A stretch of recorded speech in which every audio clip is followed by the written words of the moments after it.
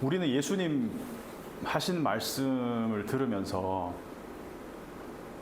혹시 예수님 말씀을 볼 때마다 막 깜짝깜짝 놀라시는 분이 있으신가요? 볼 때마다 예수님 빨간 글자로 쓰인 말씀 들을 때마다 이러고 또 막 예수님이 죽은 사람을 살리실 때 막 이렇게 놀래고 새삼스럽게 아니면 치유를 하시고 말씀을 전하시고 여러 가지 사역들을 하시는 예수님의 모습을 보면서 우리는 웬만해서는 놀라지 않습니다. 처음 성경을 접하거나 말씀을 듣는 사람들 중에 그럴 수 있겠지만 근데 특히 마가복음 복음서 중에서도 마가복음을 보면 사람들이 예수님이 뭐만 하시면 놀래요. 깜짝깜짝 놀래요. 1장 22절을 보면 무 사람이 그의 교훈에 놀라니, 그리고 1장 후반절을 보면 더러운 귀신이 나오는지라 다 놀라. 귀신을 쫓아대도 놀라고 교훈에도 놀라고, 그리고 소녀가 이렇게 죽었다가 일어나잖아요. 야이로의 딸이. 그러니까 죽었던 애가 일어나니까 얼마나 놀랐겠습니까? 그때 크게 놀라고 놀라거든. 놀래요. 많이 놀랍니다. 또 오늘 본문에 보면 2절에서도 회당에서 가르치시니 많은 사람이 듣고 놀라. 많이 놀랍니다. 그리고 7장에도 보면 사람들이 심히 놀라. 언제? 귀 먹고 말 더듬는 사람을 예수님이 고쳤을 때 사람들이 막 놀랍니다. 그리고 11장 18절을 보면 무리가 다 그의 교훈을 듣고 놀랍게 여기고도. 왜 이렇게 놀랄까? 우리는 왜 안 놀랄까? 왜 이 사람들은 놀랄까? 차이가 뭘까요? 우리는 예수님이 누군지 압니다. 누구로 인식하냐? 하나님의 아들 예수 그리스도. 교리로도 알았고 성경을 어릴 때부터 또 교회에 오면 맨날 하는 얘기 그거잖아요. 하나님의 아들이시다. 그래서 우리는 예수님이 누군지 알고 시작하는 거고, 이분들은 예수님에 대한 정체성에 대한 인식이 어디서 출발하냐면 이런 거예요. 옆집에 마리아라는 여자가 있는데 그 사람 아들이 예수라는 사람인데 형제가 5명이 있어. 요셉과 시몬과 야고보, 베드로, 뭐 이렇게 여러 형제들 중에 그 5명 중에 예수님이 장남이겠죠. 동정녀 마렉스 낳으셨으니까. 그리고 마리아가 많은 아들들, 딸들을 낳았어요. 그러니까 맨날 보던 옆집 청년, 직업은 목수. 그냥 사람들의 예수님에 대한 인식은 이게 다였어요.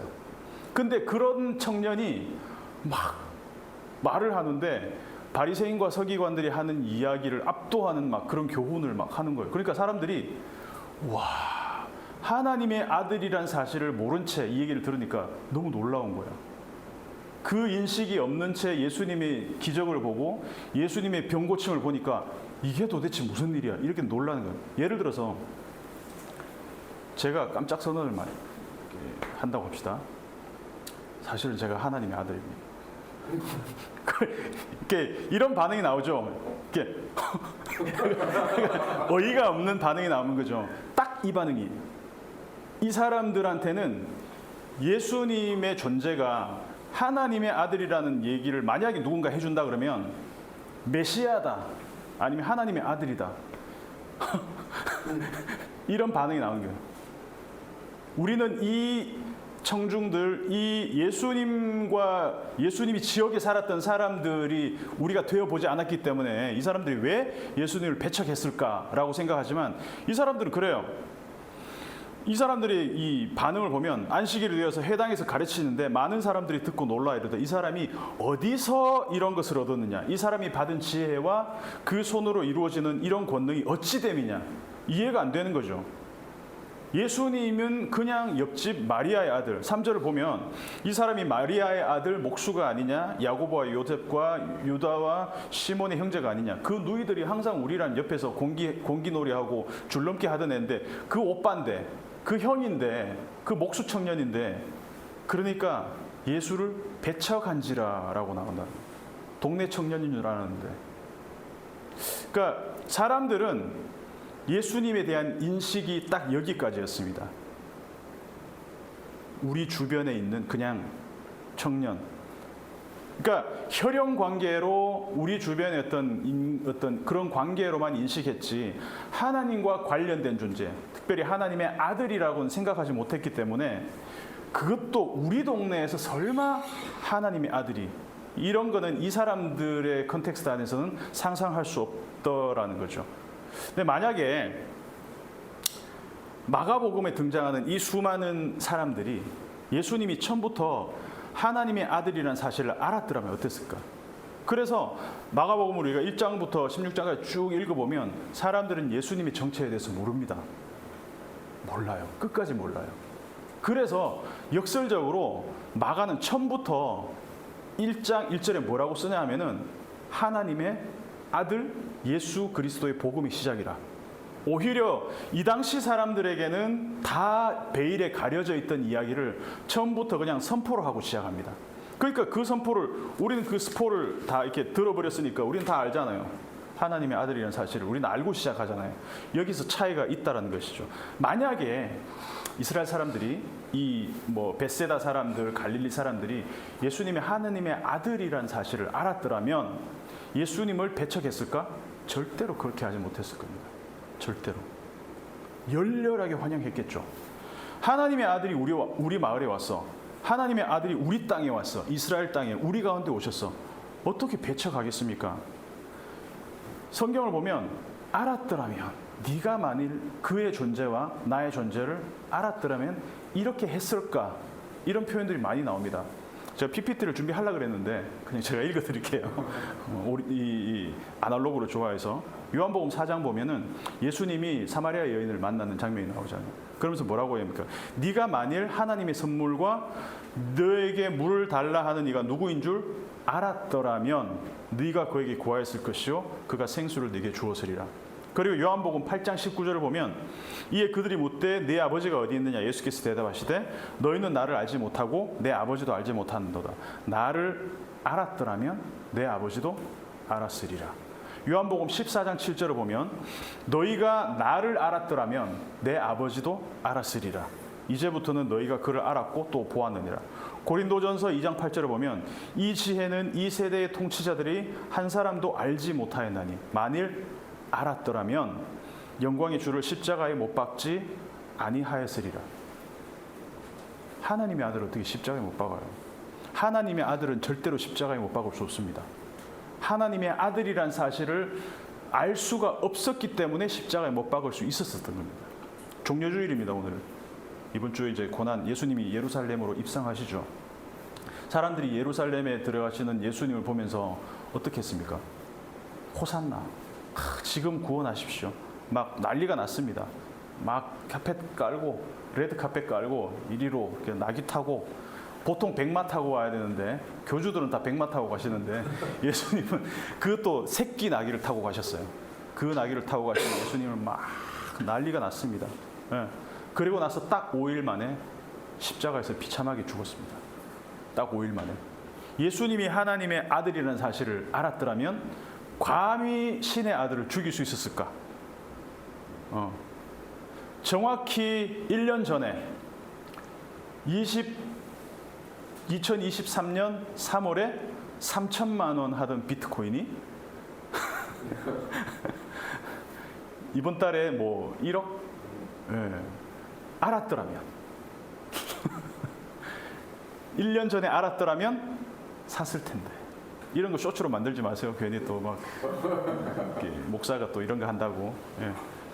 알았더라면 강남 땅값이 이렇게 될 줄 알았더라면 80년대에 강남의 땅을 샀을 텐데 예수님이 하나님의 아들인 줄 알았더라면 과연 예수님을 그렇게 배척하고 죽이고 고난을 당하게 했을까?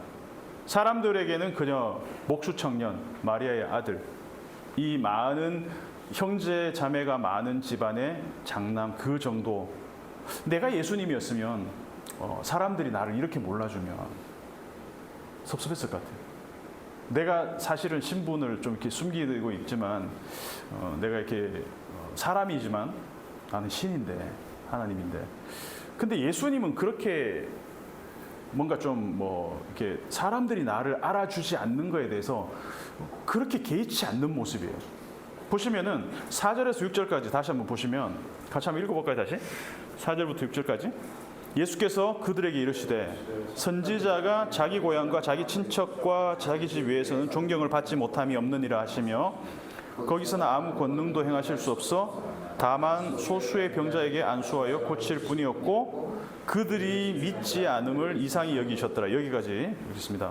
그냥 예수님의 반응은 한마디로 사람들이 자기를 배척해도 알아주지 않아도 이거예요. 이상하다? 왜 안 믿지? 그냥 그 정도였어요.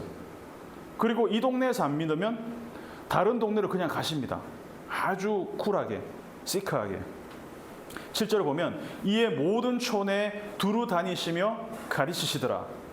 그리고 그 다음 장면을 보면 예수님이 제자들을 불러서 2명씩 세트로 전도를 보내는 장면이 나옵니다. 그죠? 예수님이 제자들을 보내시면서 뭐라고 하시는지 보시면 7절부터 11절까지 12제자를 부르사 둘씩 보내시면서 이제 얘기합니다. 예수님이 여행을 위해서 지팡이 외에는 양식이나 배낭이나 전대 제자들한테도 똑같이 가르칩니다. 어느 곳에서든지 너희를 영접하지 아니하고 너희 말을 듣지도 아니하거든 거기서 나갈 때 발 아래 먼지를 떨어뜨려서 그들에게 증거를 삼으라. 그래서 저는 8절부터 11절까지 빨간 줄로 되어 있는 예수님이 하신 말씀을 쭉 읽으면 뭔가 되게 당당해요. 자신감이 있어요. 전도를 보내는 제자들한테 하는 이야기인데도 불구하고 전혀 비굴하지도 않고 그냥 막 어떤 뭔가 이렇게 부탁을 하는 어떤 저자세로 나아가라는 얘기도 하지 않고 되게 당당하게 얘기합니다. 저는 이곳에 우리 교회를 이제 세우시는 하나님의 가슴을 좀 우리가 만났으면 좋겠다는 생각을 하고 있습니다. 솔직히 이 말씀을 제가 보기 전까지는 좀 새로운 곳에서 예배를 드리고 어떤 한 지역에서 교회를 개척하고 하는 것에 대한 두려움도 있었고 망설임도 있었고 염려도 있었습니다. 예. 근데 말씀을 준비하면서 하나님이 뭔가 어떤 확신을 주시는데 그게 어떤 마음이냐면 하나님이 이곳에 보내셨다면 메시지를 전달하게 하시는 분은 하나님이시다. 근데 나는 그 메시지를 전달하는 메신저일 뿐이다. 그러면은 뭐 부담될 것도 없고 염려할 것도 없고 두려울 것도 없고 이런 하나님이 하실 것이고 그냥 나는 하나님의 메신저가 되면 된다라는 거. 근데 이게요 개척을 한다고 해보면 생각보다 쉽지 않아요. 쉽지가 않습니다. 부담감이 몰려옵니다. 배민에서 음식 주문하면 그 배달하는 라이더는 전달만 하면 되잖아요. 음식의 퀄리티나 뭐 조리 상태나 위생상 이거 신경 쓰지 않습니다. 그냥 배달만 해요. 메신저는 메시지의 전단자일 뿐이다. 저는 이 말씀이 저한테 얼마나 큰 위로가 되는지 몰랐습니다. 내가 말씀을 생성해내는 주체가 아니라 나는 말씀을 전달할 뿐이다. 바르게만 전달한다면. 여러분 성경 읽다 보면 뭔가 자연스럽지 않게 뭔가 이렇게 쑥 끼어드는 그런 부분들이 있어요. 보면은 예수님이 제자들을 파송을 보내잖아요. 마을마다 이렇게 전도를 보내잖아요.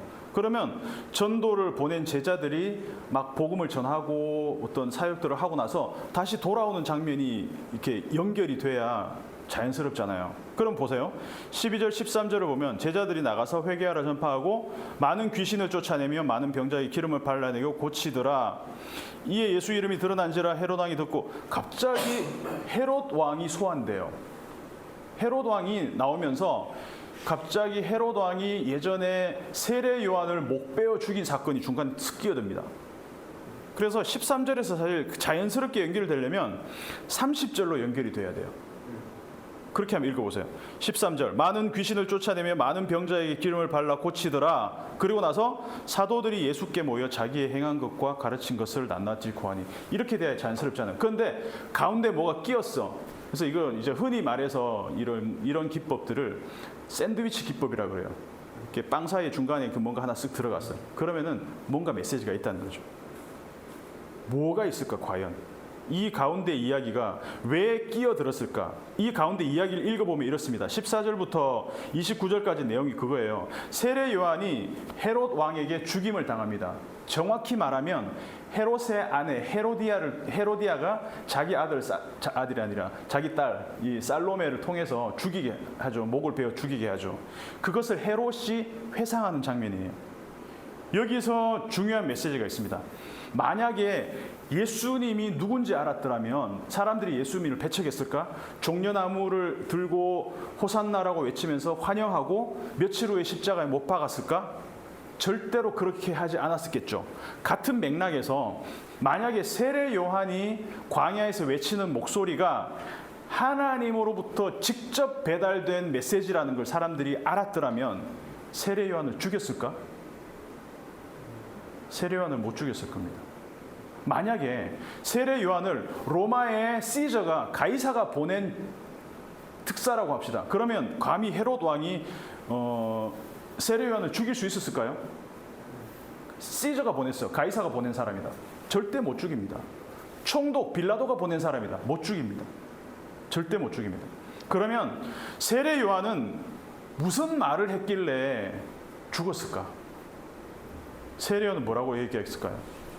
세례 요한이 광야에서 사람들을 위로하고 축복하고 덕담하고 그리고 아주 막 이렇게 사람들의 마음을 녹여주는 그런 이야기를 했으면 세례 요한은 안 죽었을 수도 있어요.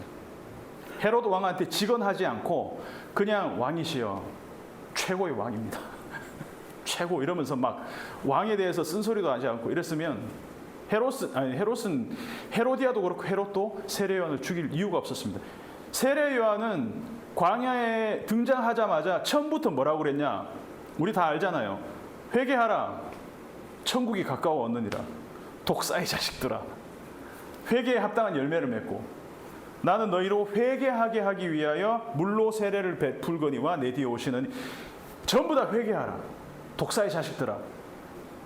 맨날 제가 만약에 제 와이프한테 아침마다 회개하라.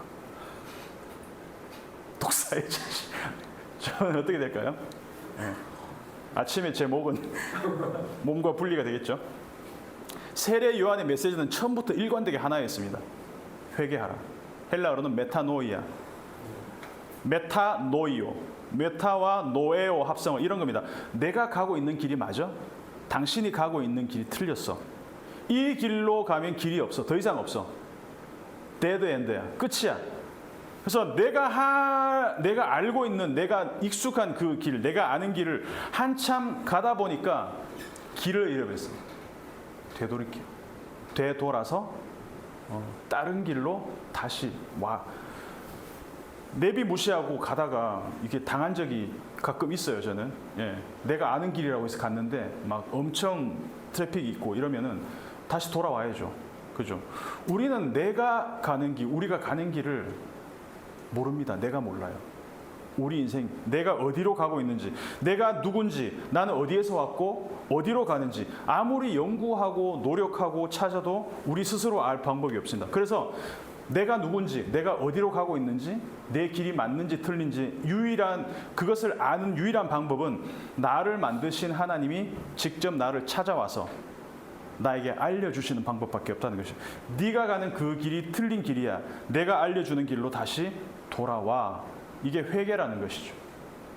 구약에서 그래서 선지자들이 가장 많이 외쳤던 그 메시지가 바로 슈브, 돌이켜라, 돌아와라. 네가 돌이키면 아버지도 돌이키실 거야. 이거예요. 한번 찾아볼까요? 말라기를 한번 찾아보겠습니다. 말라기는 신약의 마지막에 있습니다. 구약의 마지막에 있습니다.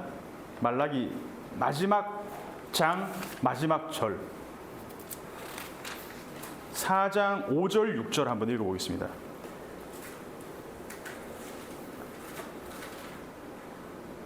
말라기 4장 5절 6절 같이 읽어볼게요. 시작. 보라, 여호와의 크고 노련 날이 이르기 전에 내가 선지자 엘리야를 너희에게 보내리니 그가 아버지의 마음을 자녀에게로 돌이키게 하고 자녀들의 마음을 그들의 아버지에게로 돌이키게 하리라. 돌이키지 아니하면 두렵건대 내가 와서 저주로 그 땅을 칠까 하노라 하시니라. 아멘. 구약을 마감하는 마지막 메시지가 이거예요. 안 돌이키면 내가 칠 거야. 이거 무서운 말이잖아요. 근데 돌이킴의 기회를 주고 있어요. 근데 돌이키는데 하나님이 돌이키라는 말을 누구를 통해서 하냐? 내가 엘리야를 보낼 텐데 그 엘리야가 내 이 돌이킴의 메시지를 전할 거야. 이 돌이킴, 슈브, 이게 이제 메타노이한 거죠. 회개하라는 말인 거예요. 그래서 이 메시지를 누가 전하냐? 신약으로 넘어옵니다. 돌이키라. 하나님 엘리야를 보내셨다는 거죠. 신약과 구약을 연결해서 읽으면 이 메시지가 정확하게 연결이 됩니다. 자, 돌이킴에서 가장 중요한 게 뭐냐? 방향. 어디로 돌이키라? 말라기 마지막에서 돌이킴의 방향이 어디냐? 어디로? 아버지에게로 돌이키라. 360도 돌이키면 자기한테 오는 거잖아요. 그러니까 돌이킴의 방향이 아버지에게로 돌이키라. 이걸 가장 잘 보이는 장면이 누가복음 15장이잖아요. 집을 나갔어요, 아들이. 집을 나갔어요. 근데 아버지 재산 가지고 집을 나갔어. 그러면 집 나가서도 아버지 재산만 있으면 다 잘 살 줄 알았는데 나가서 어떻게 됩니까? 쫄딱 망하잖아요. 막 거지처럼 막 돼지 열매 막 주워먹고. 그래서 하나님을 떠난 아담이 하나님과 단절되고 나면 잘 살 줄 알았는데 길을 잃어버렸습니다. 그래서 하나님이 묻습니다. 아담아, 네가 어디 있느냐? 길을 잃어버렸습니다. 하나님, 저 여기 있어요. 이게 안 돼요. 왜 그래요? 하나님과의 친밀감이 사라지니까 두려움이 가득 찬 것이죠. 내가 어떻게 돌아가? 내가 아버지 재산 다 말아먹었는데 어떻게 아버지 집으로 돌아가? 탕자가 어떻게 아버지 집으로 돌아갑니까? 면목이 있다면. 무슨 낯짝으로? 그냥 여기서 살지. 탕자가 집으로 안 돌아갔다면 어떻게 돼 있을까요? 안 돌아갔다면 그냥 거기서 죽었겠죠. 혼자 그렇게 살다가 죽었겠죠. 근데 그럼에도 불구하고 단절되었음에도 불구하고 집 나간 아들이 돌이켰습니다. 스스로 돌이켜 이르되 내 아버지에게는 양식이 풍족한 품꾼이 얼마나 많은가? 나는 여기서 주려 죽는구나. 만일 아들이 여기서 주저앉았다면 아들은 거기서 굶어 죽을 테지만 결단을 내립니다. 누가복음 15장 20절을 보면 이에 일어나서 아버지께로 돌아가니라. 이때 어떤 일이 일어났냐? 이때 어떤 일이 일어났습니까? 아버지가 TV 보고 있다가 아들이 왔다는 소식에 화들짝 놀라면서 아니 그 자식이 무슨 낯짝으로 돌아와. 내 재산의 절반을 가지고 튄 놈이 무슨 당장 나가라 그래. 이렇게 안 했어요. 우리 다 알잖아요. 어떻게 했습니까? 아직도 거리가 먼데 아버지가 그를 보고 치근히 여겨 달려가 목을 안고 입을 맞추니. 그러니까 이 말은 뭐냐? 아버지는 아들이 집을 나간 이후로 한 번도 발 뻗고 편하게 잠자는 적이 없다는 거예요. 시온이가 집을 나갔어. 예를 들어서 잠 오겠어? 올 수도 있겠지만 어쨌든 간에 잠 안 오겠죠. 엄마는 잠이 안 올 거야. 아빠는 잠이 올 수도 있을지 모르겠어요. 못 옵니다.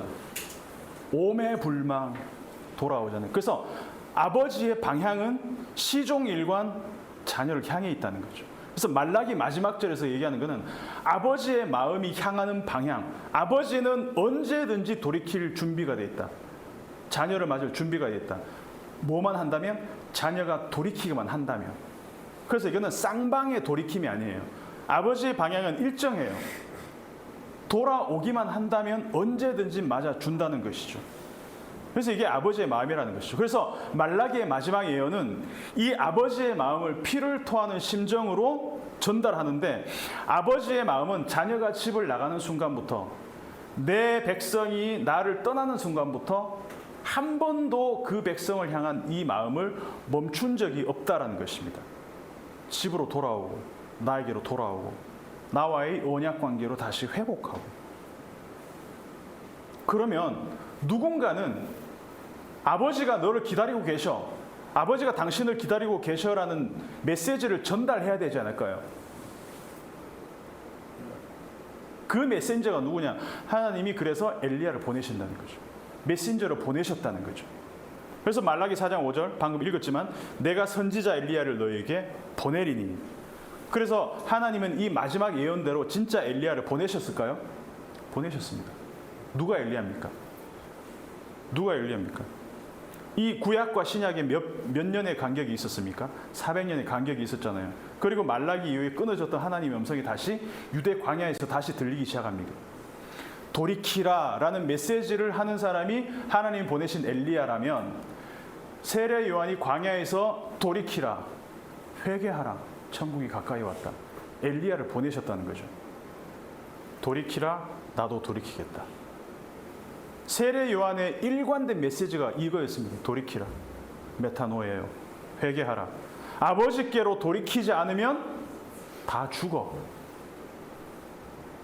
오징어 게임. 이러다 다 죽어. 다 죽어. 근데 사람들이 이 말을 듣고도 돌이키지 않았습니다. 오히려 하나님이 보내신 엘리야인 세례 요한을 죽여버렸잖아요. 그죠? 만약에 사람들이 헤로디아가 세례 요한이 하나님이 보내신 엘리야라는 것을 알았더라면, 말라기의 마지막 예언이 이 사람이라는 것을 알았더라면 죽였을까? 안 죽였다는 것이죠. 광야에서 낙타 털옷 입고 맨날 막 그 메뚜기와 석청을 먹으면서 회개하라, 독사의 자식들아, 도끼가 뭐 나무의 불에 놓였다, 불에 던져진다, 맨날 이런 얘기만 하는데 듣고 싶겠냐는 것이죠. 심지어 권력을 갖고 있는 헤롯 왕에게한테도 들이받았습니다. 헤롯이 자기 동생의 와이프랑 결혼을 다시 하잖아요. 헤로디아랑 결혼하잖아요. 그러니까 헤롯이 그 어떤 좀 왕에게 뭔가 아부하는 그런 사람이었으면 왕이요, 잘하고 계십니다, 이렇게 했겠죠. 근데 뭐라고 합니까? 왕이요, 동생의 아내를 취하는 게 말이 됩니까? 그러면 안 돼, 이랬어요. 헤롯이 그러면 안 돼 그랬어요.